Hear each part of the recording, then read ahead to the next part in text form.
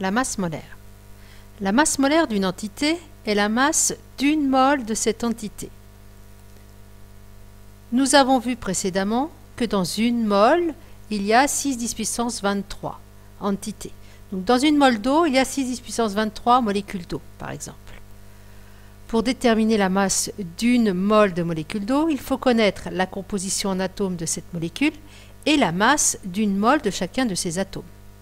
Dans la molécule d'eau, on a un atome d'oxygène et 2 atomes d'hydrogène. Un atome d'hydrogène est constitué d'un proton autour duquel gravite un électron. Vous savez calculer la masse d'un atome d'hydrogène qui est égale à la masse de son noyau plus la masse du cortège électronique.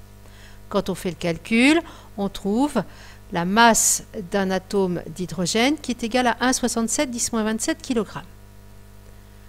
Si maintenant on cherche à calculer la masse d'une mole, il nous faut tout simplement multiplier par le nombre d'Avogadro la masse d'un atome.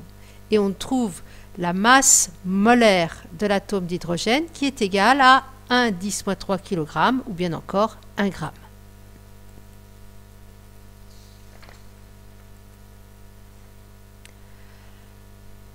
Cette masse molaire est appelée masse molaire atomique. Son symbole sera grand M et son unité le gramme par mol. On a donc ici pour l'hydrogène 1 g par mol et pour l'atome d'oxygène, si on fait le même calcul, on trouvera 16 g par mol. On va retrouver toutes ces valeurs de masse molaire atomique dans la classification périodique des éléments. On peut remarquer que ces valeurs ne sont pas toujours des valeurs entières, car dans le calcul, on tient compte du pourcentage isotopique des éléments.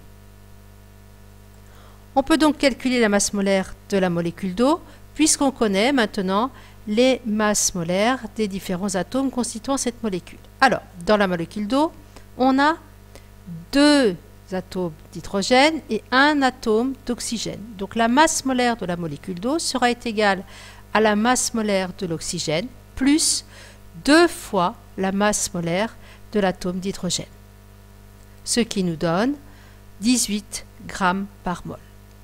On va pouvoir étendre cette remarque à toutes les autres molécules. Pour calculer la masse molaire, on devra donc faire la somme des masses molaires des atomes constituant les molécules.